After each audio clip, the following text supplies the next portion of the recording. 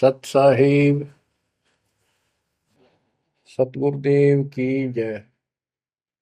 बंदी छोड़ कबीर साहिब जी की जय। बंदी छोड़ गरीबदास जी महाराज जी की जय। स्वामी राम देवानंद जी गुरु महाराज जी की जय हो।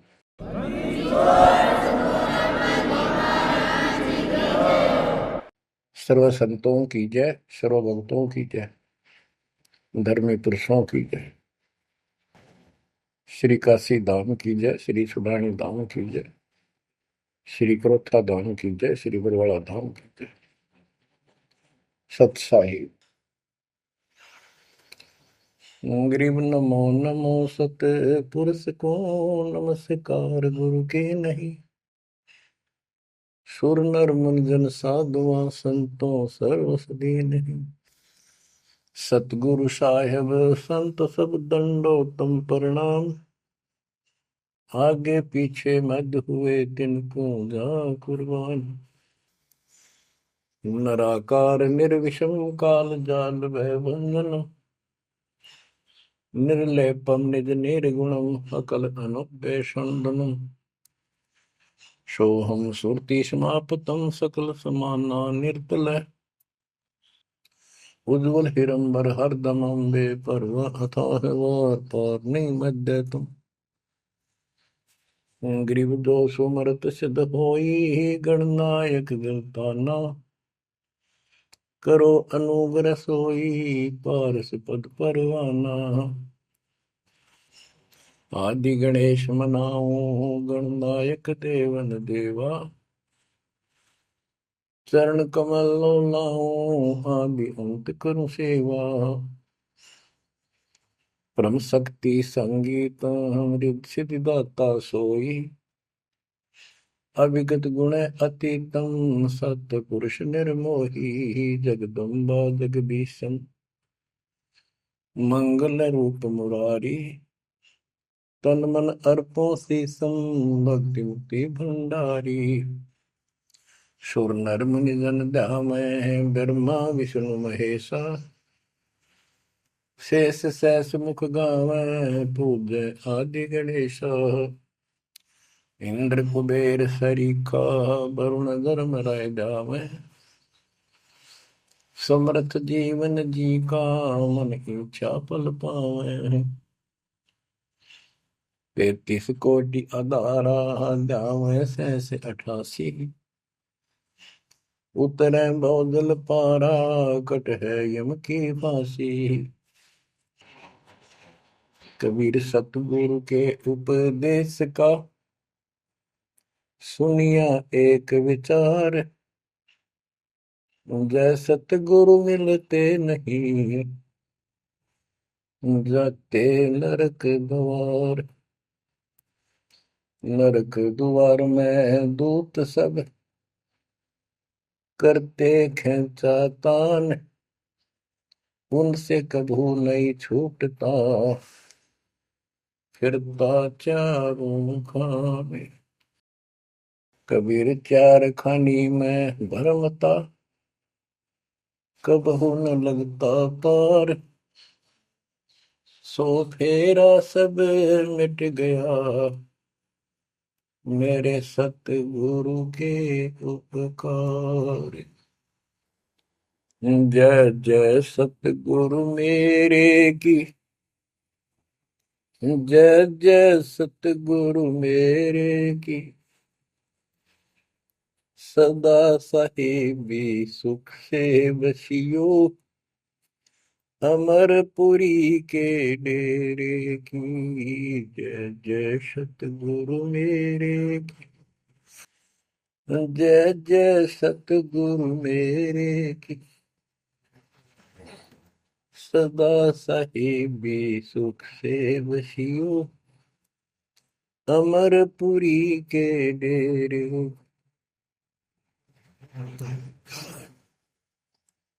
निर्विकार निर्भय कोई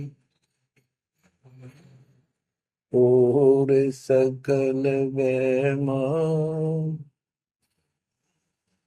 यदि साधो और सकल वैमा।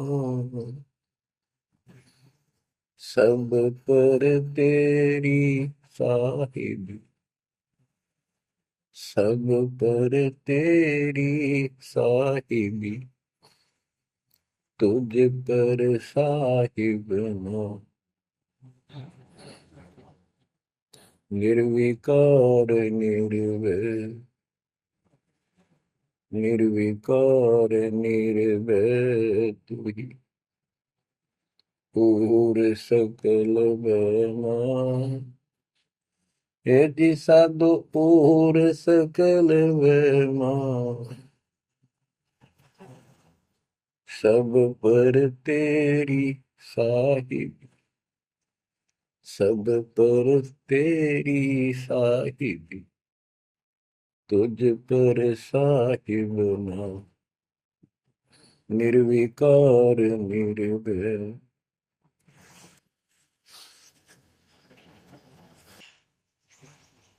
परम पिता परमात्मा कबीर जी की प्यारी आत्माओं, परमेश्वर की असीम रजा से, अपने पिता की असीम कृपा से आज इस घोर कलयुग के अंदर अपने को धर्म कर्म करने का प्रॉपर ज्ञान हुआ, विशेष ज्ञान विधिवत, और सच्चा ज्ञान, सच्चा भगवान, सच्ची भक्ति, और आपको पूर्ण सतगुरु प्राप्त हुआ। जो इस गंदे लोक में आकर हम परमात्मा को फिर भुला दिए, भूल गए, भुला दिया हमारे को, भूले नहीं। ये त्रिगुण में माया, रजगुण धर्मा से निकल रहा गुण, सतगुण विष्णु जी से, तमगुण शंकर जी से हमारे ऊपर इतना जबरदस्त प्रभाव रखता है कि हम सब भूल जाते हैं और इनसे प्रेरित होकर के सारे उल्टे काम करें। ब्रह्मा जी के गुण से या ठाठ बाट की इच्छा होती है, राजपाट की इच्छा होती है, और संतानों उत्पत्ति बाई फोर्स कराई जाती है, जीव के वश का नहीं होता। और फिर ममता मोह एक ऐसा रोग लगा रखा है, ये सबता लग जाता है।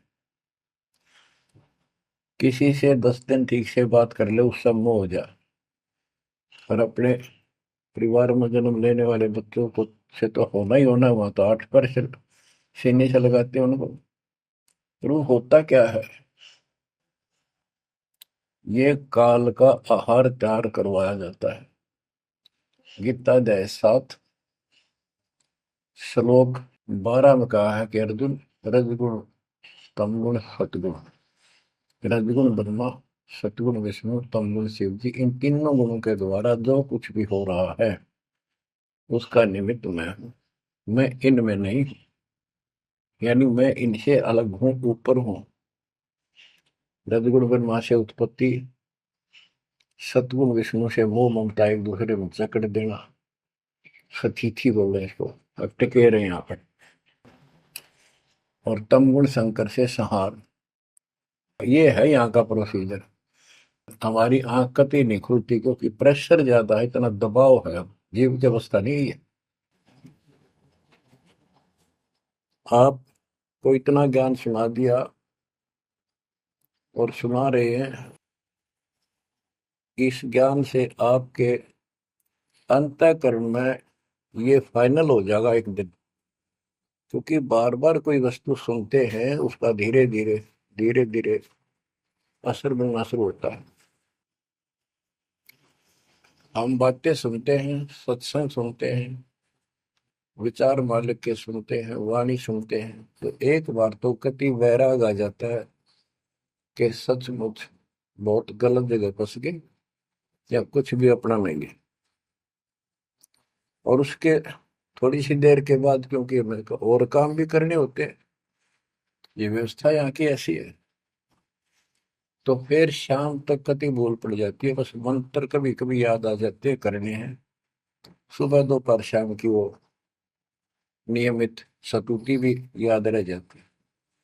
बाकी समय हम ज्यादातर अन्य कारोबार के सिलसिले में, रोजगार के सिलसिले में बातें करते रहते हैं।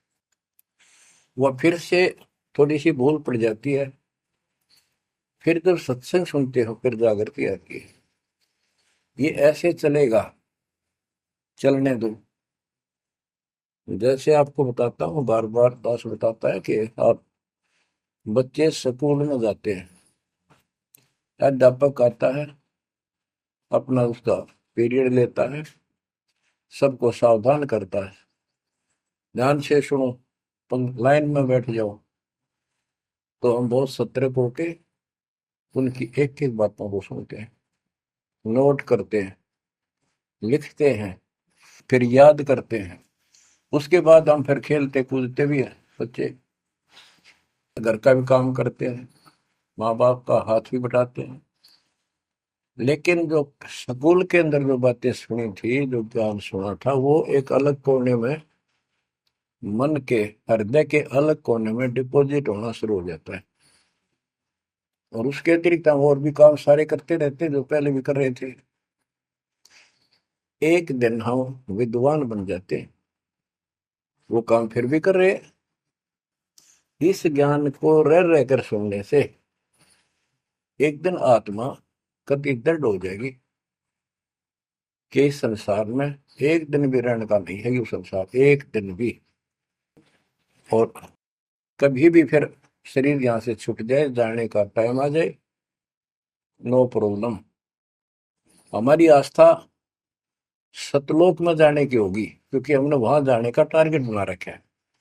पहले तुम्हारा कोई टारगेट नहीं था, हमारे पास जाएंगे कहाँ। उसमें कोई बच्चे में मोह हो जाता, परिवार में मोह रह जाता, यही कुत्ते बनकर जन्म ले लेते। कबीर साहब कहते, जहाँ आशा तहाँ बासा हुई, मन कर्म वचन सुमरियो सो। गीता अध्याय 7 श्लोक 6 में यही स्पष्ट किया है कि अर्जुन, अंत समय में जो जिस भी भाव में भावित रहता है, जिसके ऊपर जिसमें आस्था रहती है, वो उसी को प्राप्त होता है।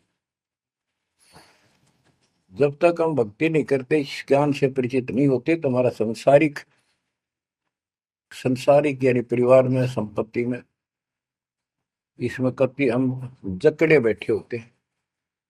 एक उदाहरण दिया करते थे गुरुदेव, एक बूढ़े की मृत्यु होती, किसान था, पशु रक्षा करते थे, मृत्यु होने लगी, उसकी जुबान बंद हो गई। आसपास परिवार के सदस्य आगे, वही पिताजी तो अंतिम टाइम आ गया, वो आगे। तो थोड़ी देर के बाद वो ऐसे संकेत करने लगा, ऐसे इशारा हाथ से। उन्होंने सोचा भाई पिताजी कुछ कहना चाह रहे है, हो सकता कोई धन दाब रखा और बताना भूल गया, वो अचानक मृत्यु होगी। एक डॉक्टर बुलाया, उसने पता था कि एक बार ये बुलवा देगा, 500 रुपये लेगा, ऐसा इंजेक्शन लगाता है। वो बुलाया गया, उसने इंजेक्शन ला दिया। पिताजी बता बता जल्दी क्या कहना चाहो थे। एक गाय का बछड़ा झाड़ू मुंह में दे रहा था, उन्हें खराब कर रहा था। जो बोला, देख यो बछड़ा झाड़ू चाबे, तुम कित मर गए, नाश करोगे मेरे जाए पाछे, ये नुकसान कर दिया। 2.5 आने की झाड़ू 500 रुपये पड़ गई हुए। जहाँ साता बासा हुई, वहीं पर कुत्ता गधा पशु बढ़कर वहीं जन्म लेगा। तो हमारी ये वृत्ति यहाँ से हटेगी, इस ज्ञान से अंतिम समय आप यहाँ कुछ याद नहीं आओगा। इस ज्ञान में सुनते रहे और भक्ति करते रहे, मर्यादित रहे।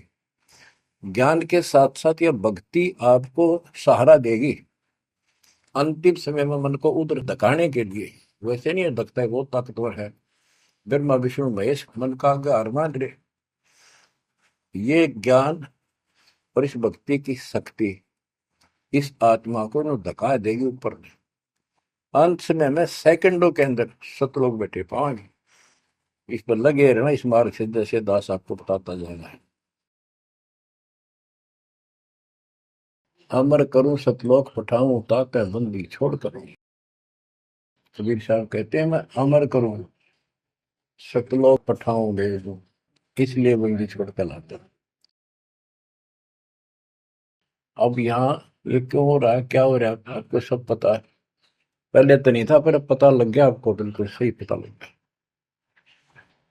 माता पिता के सामने बच्चे एक या दो तुरंत मर जाते हैं, चक्कर मारते रह जाते हैं, हाथ कुछ नहीं आना, और कई महीने वर्षों तक उसकी याद सताती रहती है।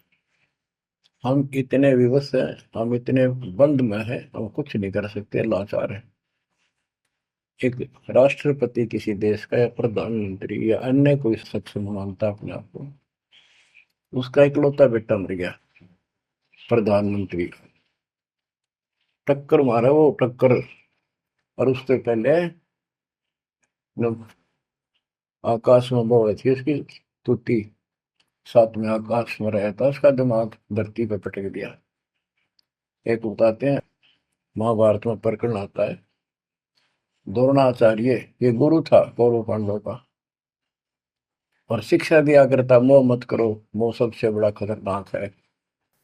द्रोणाचार्य का जब लड़का अश्वत्थामा मरा, मरा नहीं था उस समय तक, ये कह दिया गया अश्वत्थामा मर गया। वो झूठ बुलवाई गई थी श्री कृष्ण में प्रवेश काल द्वारा, कि एक अश्वत्थामा नाम का हाथी था, उसको मार दिया गया। और युधिष्ठिर का बहुत विश्वास करते थे सब, कि ये सत्यवादी है, कभी झूठ नहीं बोलता।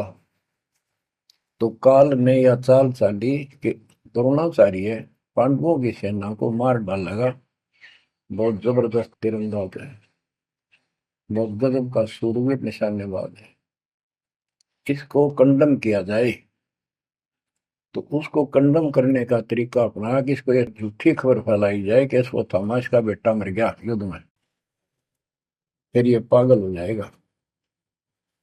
ऊपर तक दुनिया गीत गाती है, जब लग गया अपने, जब पता लग गया, तो युधिष्ठिर से झूठ बुलवा दिया कि तूने कह दे कि अश्वत्थामा पीते, अश्वत्थामा मर गया, तेरी झूठ भी ना होगी, हाथी मर गया ना, ये हो जाएगा। तो पहले तो युधिष्ठिर माना नहीं, फिर ये कहा कि हाथी मार दिया है, तो झूठ थोड़ी है। झूठ तो थी है, जो थोड़ा, पहले हम छोटे से थे, तो यूं कहते, अरे झूठ बोली तो ना पाप लगेगा, बोला ना, उंगली पर उंगली चढ़ा के बोली थी, ये कौन पाप लगे। यानी ये अपने फार्मूले हैं, पाप तो पाप तो लगेगा। तो सब ने कहा कि आपका बेटा अश्वत्थामा मर गया, द्रोणाचार्य। तो बोला नहीं, मेरा बेटा नहीं मर सकता, नहीं मर सकता, उसको मारने की हिम्मत किसी में नहीं है। कि युधिष्ठिर कह देगा तो मैं मान जाऊंगा। तब युधिष्ठिर ने कहा, अश्वत्थामा थे नर व कुंजर, नर तो जोर तो बोल दिया, व कुंजर, भाई हाथी आदमी या हाथी, ये नहीं कह सकता, वो मन मन में बोल दिया। तो यह बात सुनकर अश्वत्थामा आई थे, अश्वत्थामा मारा गया। आगे कड़ा सुना था द्रोणाचार्य, नरवा कुंजर कह गया वो, इतना पागल ने ढाल हो गया, टक्कर मारा, कति कंडम हो गया, उसने हथियार भी नहीं उठा उसने।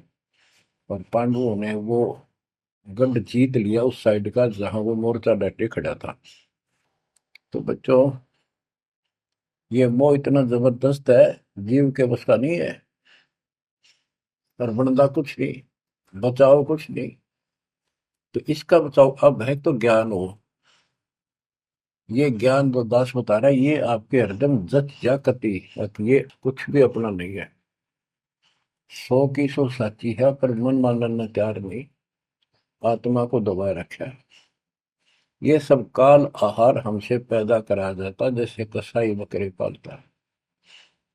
कसाई बकरे पालता है, उनके लिए चरागाह बनाता है, सुंदर तालाब बनाता है पानी पीने के लिए, उनके लिए छाया, गर्मी, सर्दी, ओलों से बचने के लिए शेड डालता है। पहले झोंपड़ी डाला करती थी, तो उस घास फूस के और लकड़ी, अब तीनों का शेड बनाते, पंखे लगा दिए जाते। और ये समझो कि जैसे कसाई ने 3 पाली रखे हैं नौकर। एक बकरे मोल लाके वहां छोड़ता है, दूसरा उनकी पालन पोषण करता है, और तीसरा उनमें से निकाल के और अपने कटवा देता, बेच देते हैं, कसाई को सौंप देता है। ये प्रोसीजर है यहाँ पर। जैसे कसाई कभी कभी आता रहता है, बकरों को देखता है, संभालता है, तो उनके कमर पे हाथ मारता, शरीर पे, और वो उसको अपना एक बहुत हमदर्द मित्र मानते हैं, मालिक मानते हैं। देखो हमारे को कितनी सुविधा दे रखी है, पानी क्या, घास क्या, गर्मी सर्दी से बचने का। वो देखता तो हाथ मार के ऐसे है कि ये कितनी कीमत का हो गया, कितना मांस है इसमें। और वो समझते हैं ये प्यार करे हमारे से, कसाई लाड करता है, वो भी उसको प्रतिफल में जीभ से चाटते हैं उसका हाथ, प्यार करते हैं।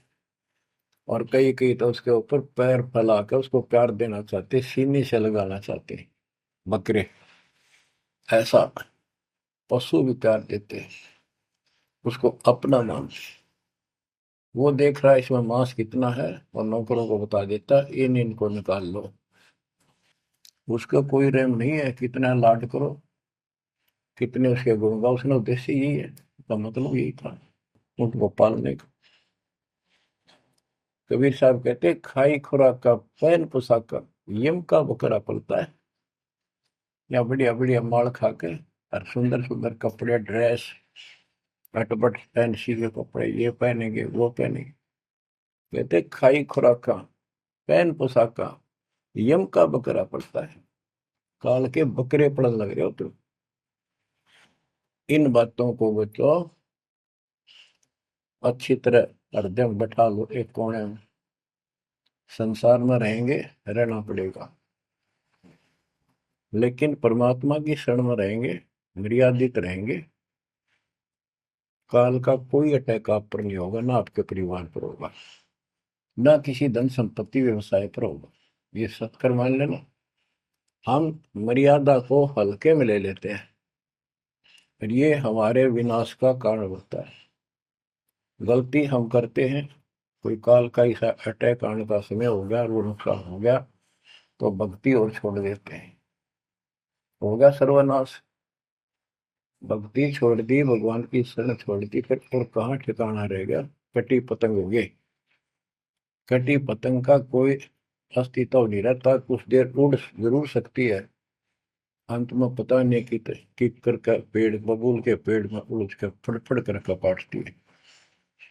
ऐसे फंसे रह जाओगे तुम इस काल के जाल में, कांटेदार झाड़ियों में, इस गंदे लोग। तो बच्चों इस बात का सख्त ध्यान रखो, यदि आपने यहाँ से निकलना है, मर्यादा ना टूटे। और मर्यादा ये पता नहीं कितने प्रकार से टूट जाती है। जैसे हमने किसी को सेवा दे दी, भाई क्या सेवा कर लो, शुक्रिया दाता का, मजदूरी मिली, खुशी हुई, फिर कह दिया ये त्याग दे, छोड़ दी, दूसरे को दे दी। बता फिर दुख क्यों मानना। फिर दुख मानते, मैं ये समझा, इतना ज्ञान होकर भी तुम ऐसी बातें करते हो, तो शुक्र मनाओ और 100 बार हाथ जोड़ के, भाई बहुत अच्छा, गुरुदेव का आदेश है कि भाई सेवा कर लेगा, मुझे भी और सेवा दे दियो कोई, मेरी नीयत से सेवा करने की। अन्ना मिला तो अपना सबर करे, भक्ति करे, सत्संग में जाओ। 100 सेवा है आश्रम में करने वाले को, बहुत सी सेवा होती है। तो एक बात का बंद कर नहीं बैठना चाहिए।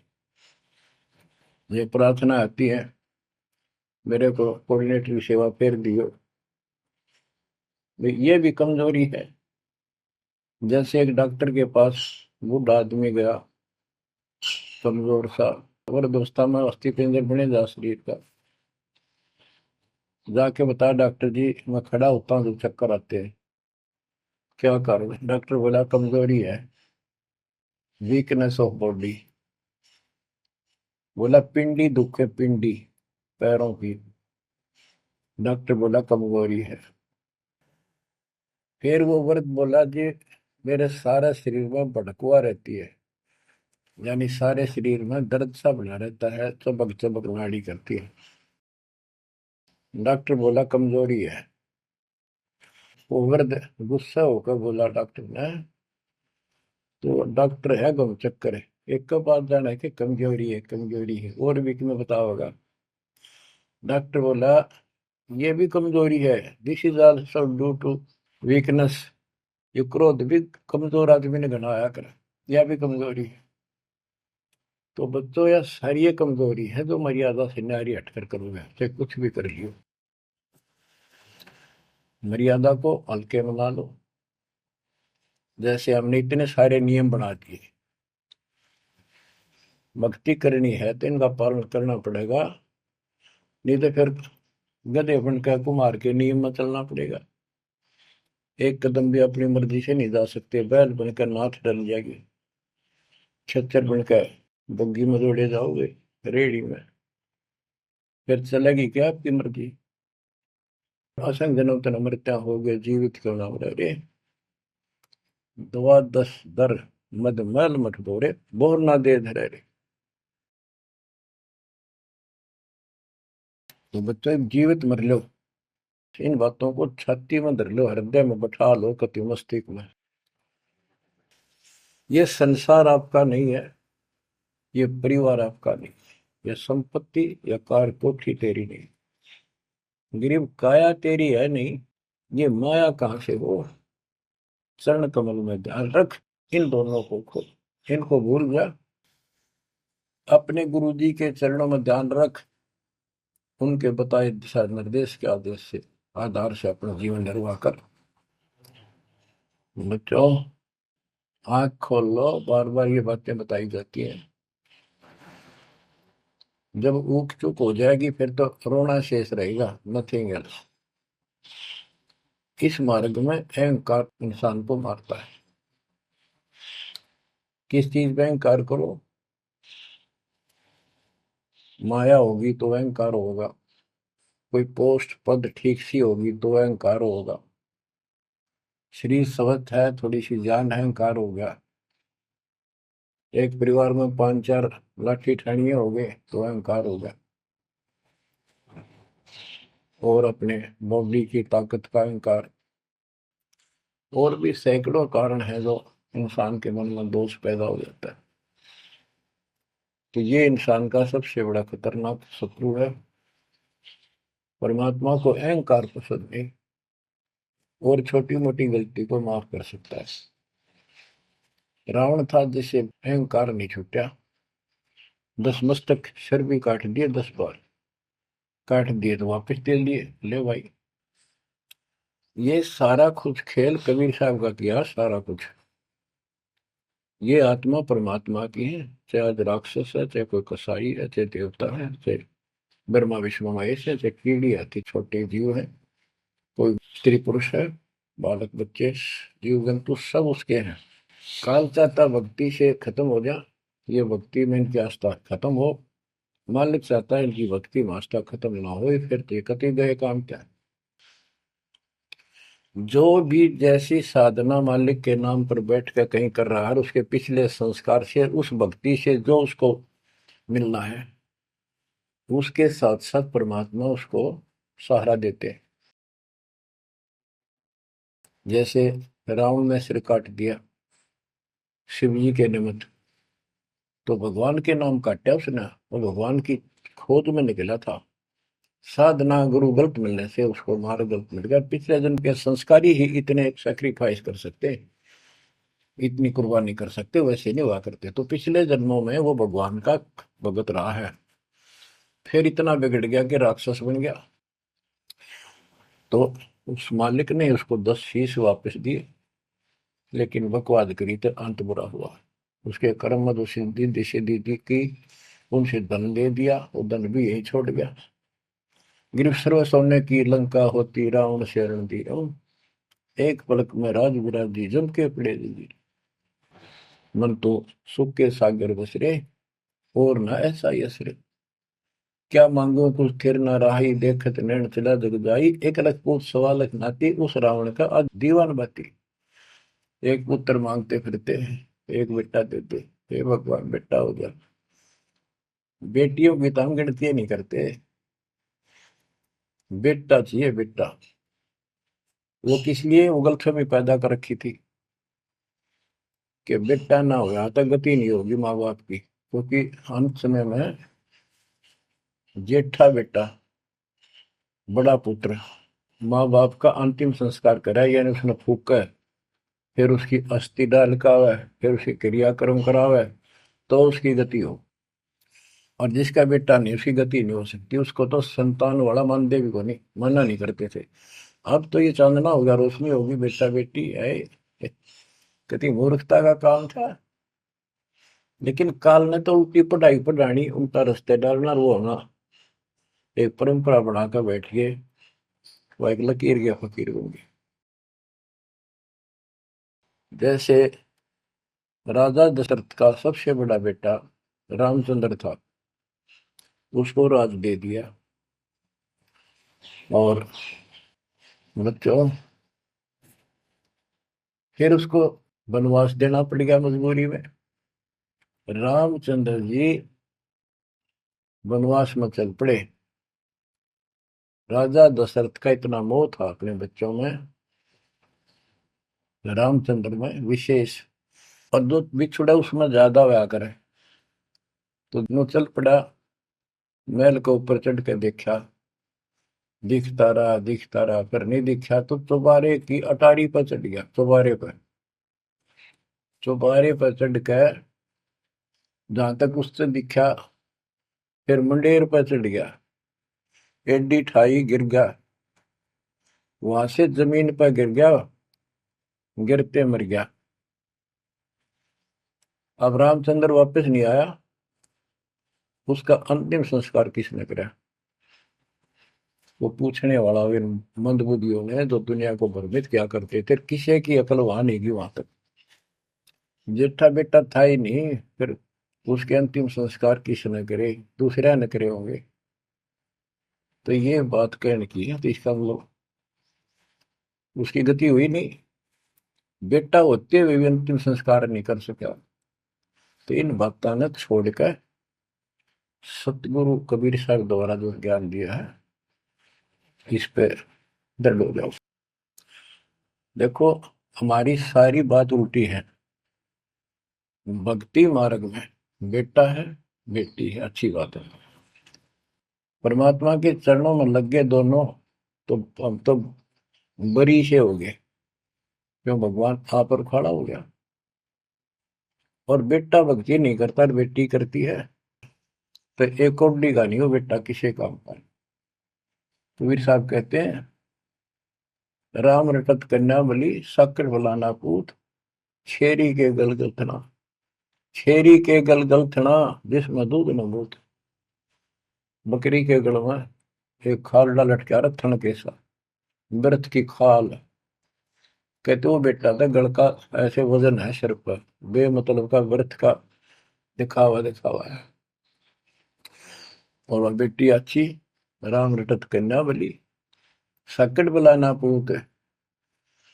तो बच्चों, ये दातम मार्ग है, इसमें सारी बातें पहले से विपरीत हैं।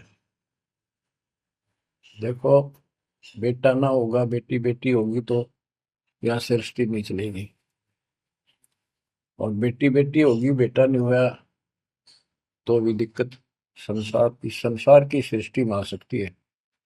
बाकी भगत का कोई फर्क नहीं पड़ेगा। इन बातों को जो दास कहता है, इनको एक सामान्य बातें ना समझना, निष्कर्ष है इस जीवन का। जिसका बेटी नहीं है, तो उसको ये तड़प रह जाती है बेटा होता, या भूल के भी ना करना। इन बेटे वाले ने देख लो कितने सुखी, टाइम पर रोटी नहीं, चाह नहीं भी तरसे बैठे बैठे। वो सोचे बड़ा दे देगा, छोटा सोचे बड़ा आप दे देगा, बड़ा सोचे छोटा कह देगा। बड़े बेटे आंखें में आंसू बुढ़ा में। और बेटी आखिरी सांस तक प्यार देती है अपने माँ बाप को। एक आदि ने कमी बात कह नहीं सकते, वो किस्से के बिना होती हो तो आत्माएं नष्ट होती है। आखिरी सांस तक यहाँ भी हमने देखा, जैसे लड़की रोटी खा रही है और लड़का वैसे बैठा था।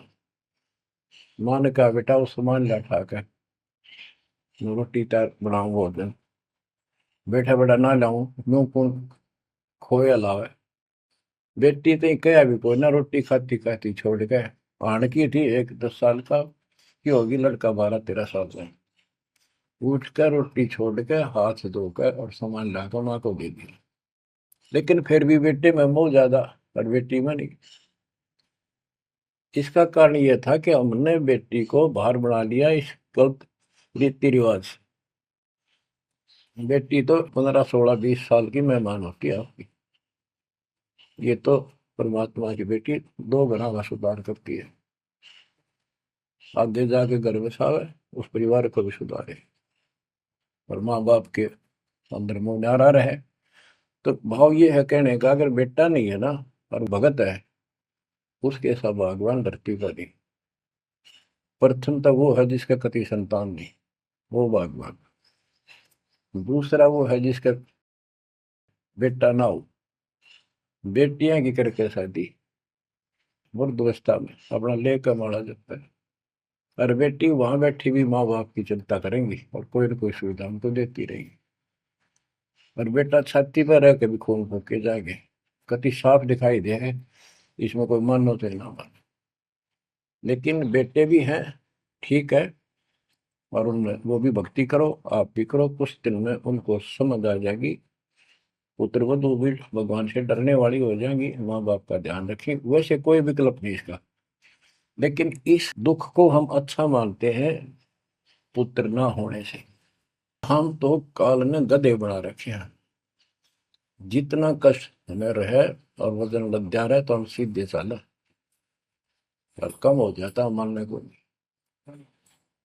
हमारा तो जैसे एक माई का पुत्र मर गया 15-16 साल का, और भगत थी, टक्कर मारी, रोना पड़े है कि बस की बात है, पाला पोसा ले जाता का। फिर उसने थोड़ा सब्र हुआ जैसे। उस दूसरे जो एक और बिना भगत थे उनके पड़ोस में, जो उनके लड़के की शादी होगी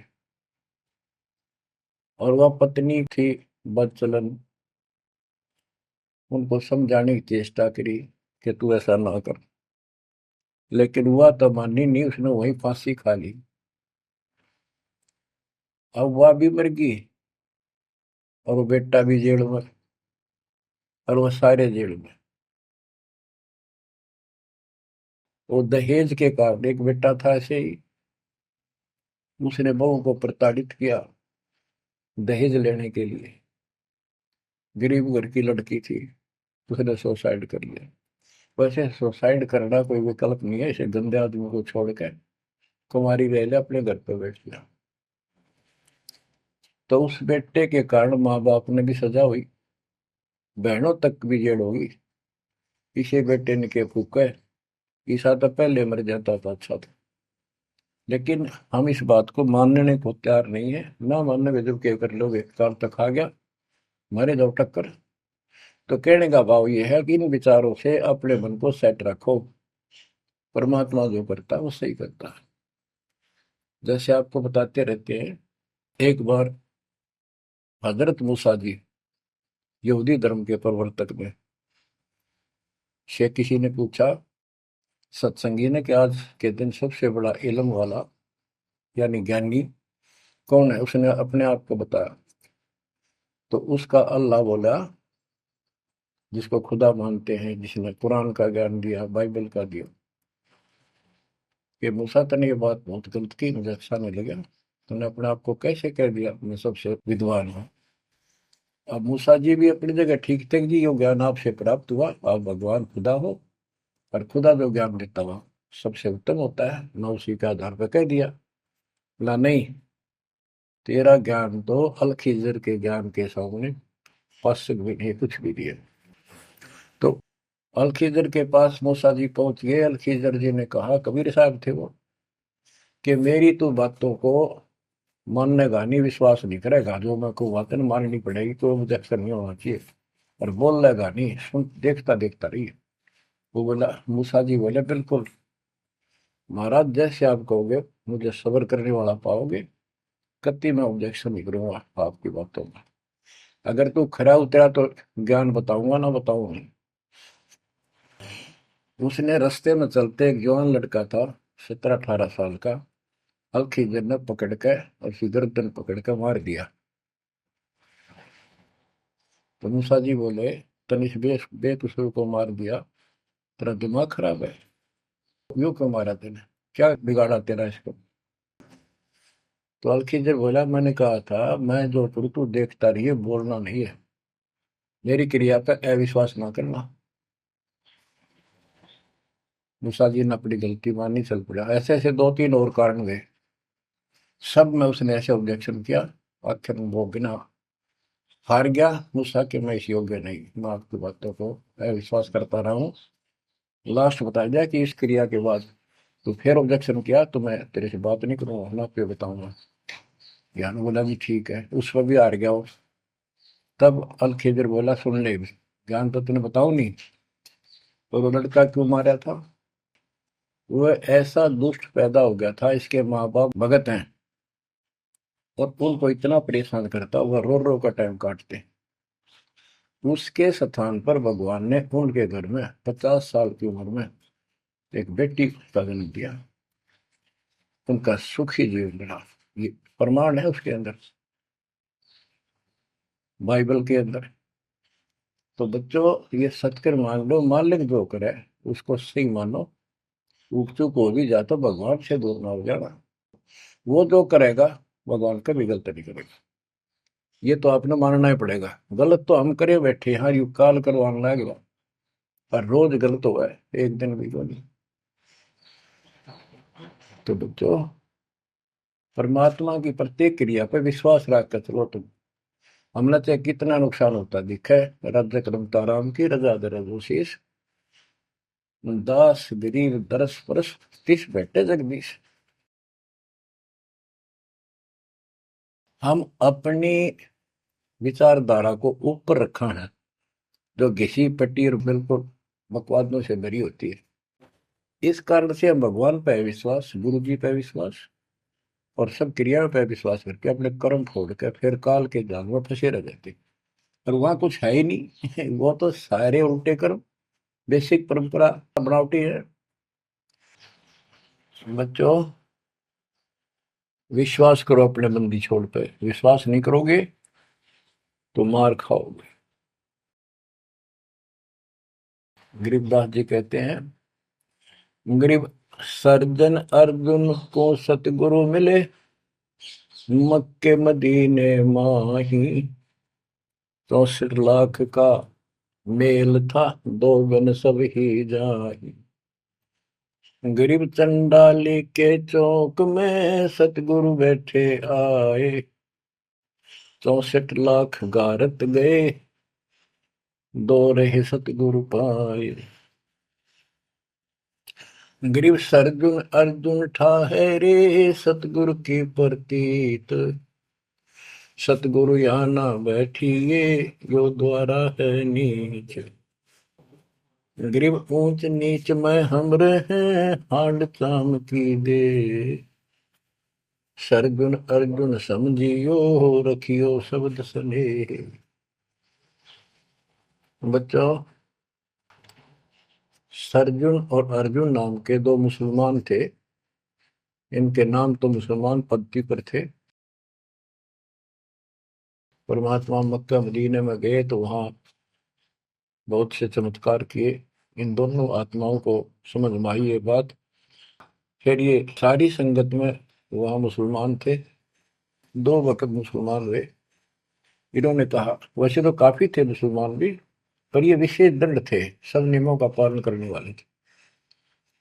तो इनका नाम बदल के सरजुन और अर्जुन रख दिया। परमेश्वर कबीर जी ने संगत की परीक्षा लेने के लिए एक लीला की। कि ये विश्वास करते हैं या नहीं करते हैं। क्योंकि भक्तों में गुरुदेव के आदेश का भी पालन कम होने लगा था। जैसे एक लड़की थी, जिसको ज्ञान हुआ वो गलत काम करती थी, वैसा थी। अपना जीवन सुधारने के लिए मालिक से ज्ञान सुना, सत्संग मानने लगी, तो संगत वाले उसको धिक्कारने लगे। गुरु जी से बताया, गुरु जी ने सत्संग के माध्यम से कहा, भाई आपने इस चीज से कोई लेना देना नहीं, कोई सत्संग सुनेगा नहीं तो आत्मा कैसे साफ होगी, कपड़े को पानी साबुन लगेगा नहीं, उसका मैल कैसे उतरेगा।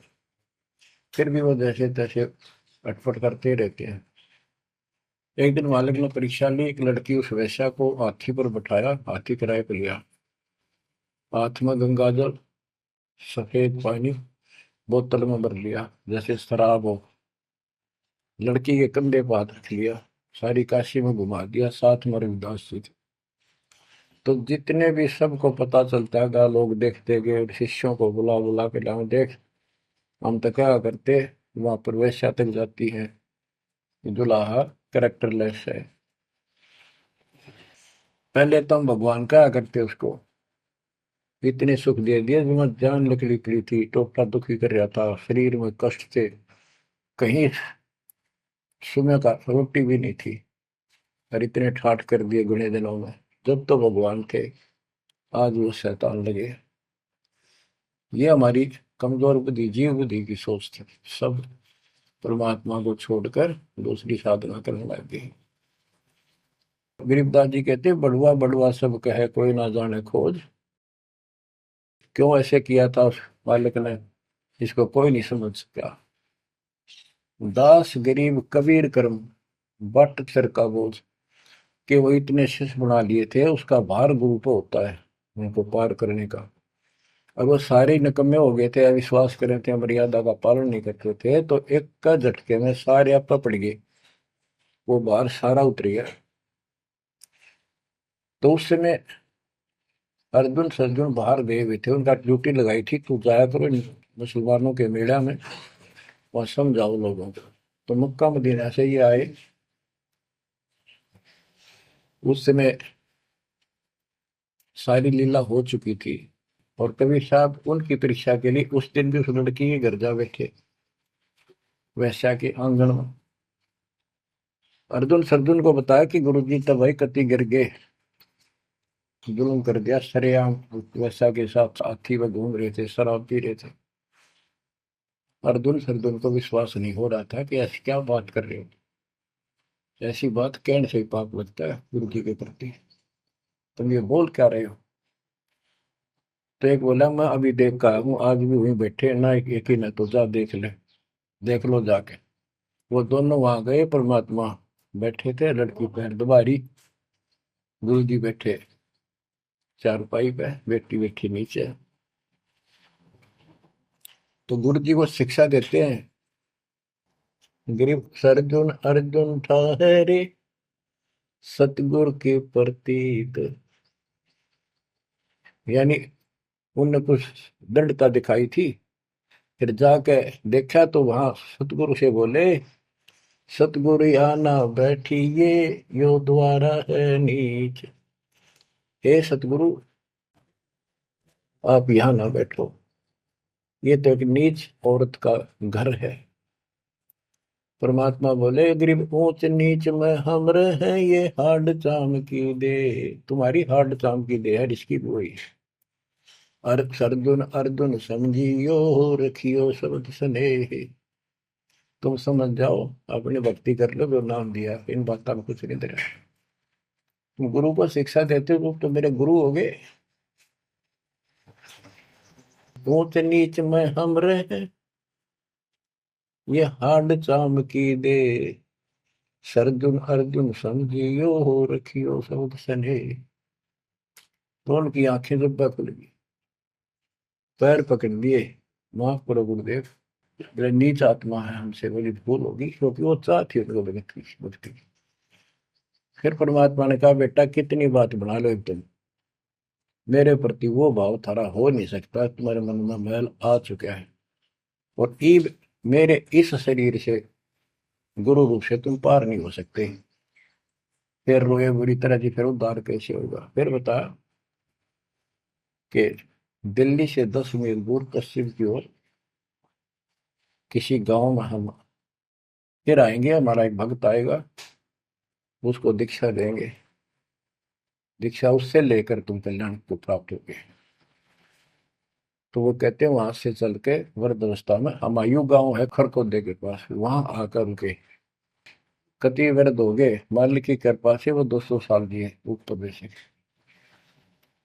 और फिर गरीबदास जी को परमात्मा मिले 10 साल की उम्र में, उनको दीक्षा का आदेश दिया। तब उसने वहां से दीक्षा लेकर वहीं शरीर छोड़ दिया, छुड़ानी में। उनकी अभी तक हमारे सामने बताओ थे, हम जाने लगे थे कि अब 2-3 साल पहले, 10 साल पहले, या भोरी वाले महाराज आया करते गरीबदास जी, उन्होंने वो मंडी फुड़वा दी। उनके दोनों की यादगार बनी हुई थी, इसलिए फुड़वा दी कि लोग इन पूजन लाग जाए गरीबदास जी को छोड़ के। तो कहने का भाव यह है बच्चों, आंख खोल लो, इन बातों को चिंतरा, गुरु के प्रति कभी अविश्वास नहीं होना चाहिए, और परमात्मा की प्रत्येक क्रिया को शिरोधार्य होना चाहिए। आंख खोल लो, परमात्मा बार बार यह मौका नहीं देगा आपको। समझा है तो सिर दर पाऊं, और नहीं रे ऐसा था। ये संसार समझदा नहीं, कहंदा शाम दोपहरे में, गरीब दास ये वक्त जात है, रोवोगे इस पैरे। भक्ति नहीं करते वो न्यू रोएंगे, गलत साधना कर रहे वो रोएंगे। ये सच्ची भक्ति करके मर्यादित ना रहे तो तुम रोओगे। कभी सीधे हो जाओ, समर्पित हो जाओ, मालिक के चरणों में सदा ध्यान रखो, बुराइयों से बचो, सेवा सुमन दान करो, मर्यादा का निर्वाह करो, मालिक आपको मोक्ष दे। सत्साई।